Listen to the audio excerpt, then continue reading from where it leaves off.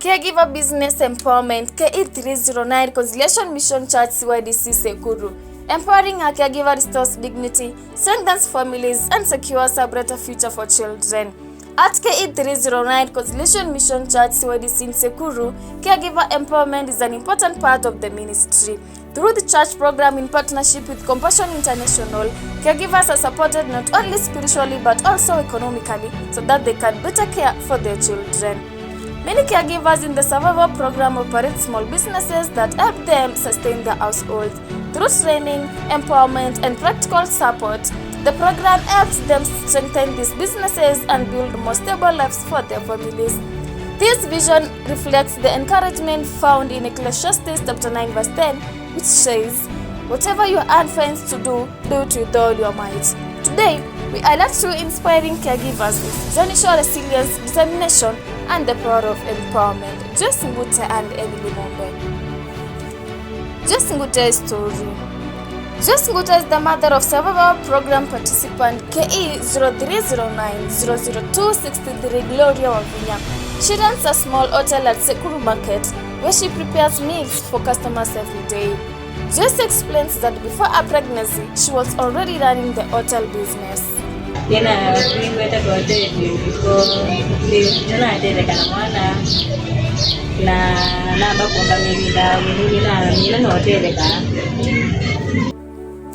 After delivery, Joyce faced some of the normal challenges that many mothers experience. During that time, Joyce joined the church program in partnership with Compassion at RMC Sekuru CYDC, where she was enrolled as a caregiver in the survival program. After some months of recovery, Joyce resumed operating her hotel. Joyce says she focuses on cooking quality meals so that her customers remain satisfied. Through RMC CYDC, Joyce received training on business management, which improved how she runs the hotel.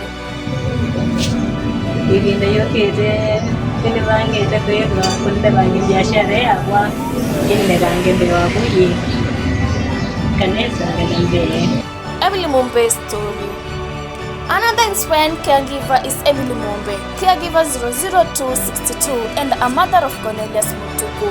Like Joyce, Emily was also pregnant during the time she joined the survival program and faced similar challenges as she cared for her child. Emily runs a small butchery business, which has gradually grown into a reliable source of income for her family. Before receiving support, Emily explains that operating the business was difficult.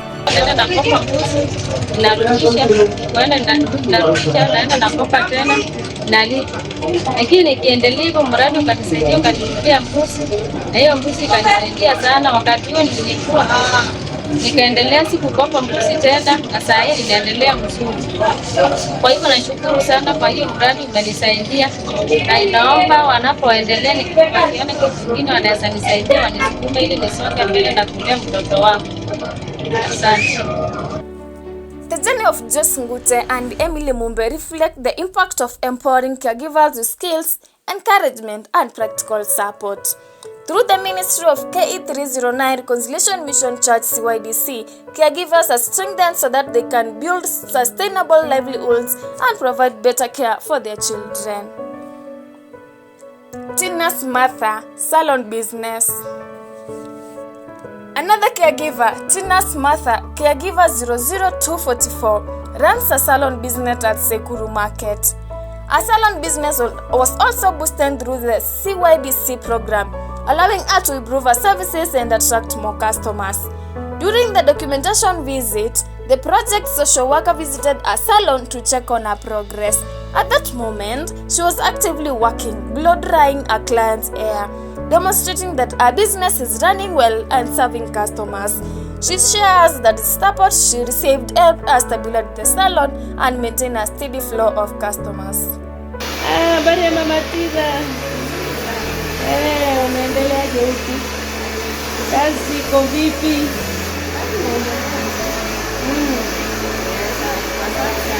Nilipokea support kule ya kutoka kule kanisani ya RFC. Na kuna mabadiliko. Mabadiliko ni yapi kweli? caregiver of participant 00144, hairdresser expansion.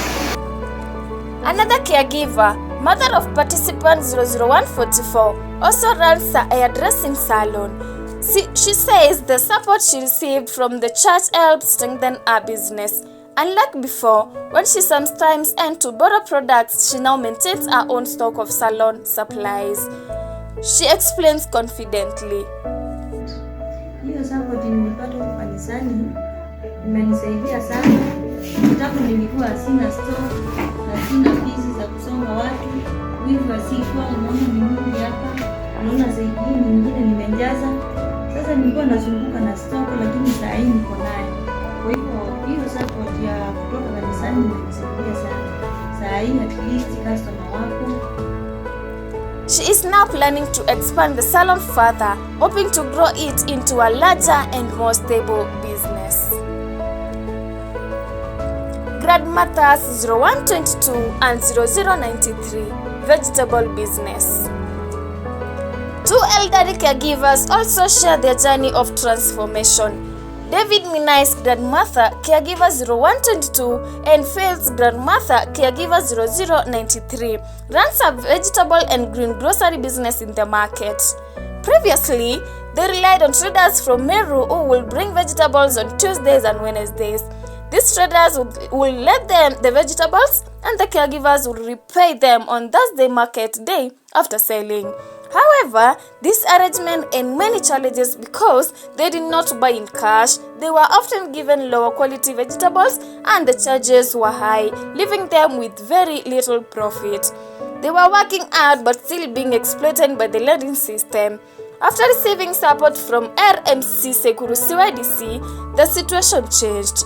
Now they purchase their own stock with their own money, allowing them to select better quality produce and keep more profit.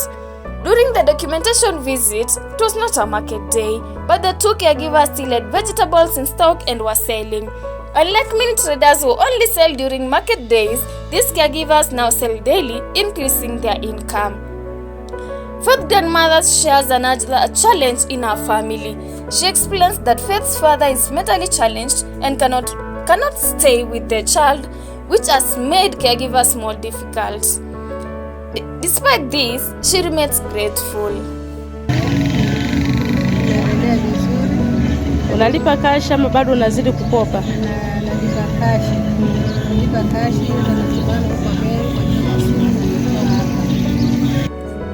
David Minai's grandmother also shares a vision for the future.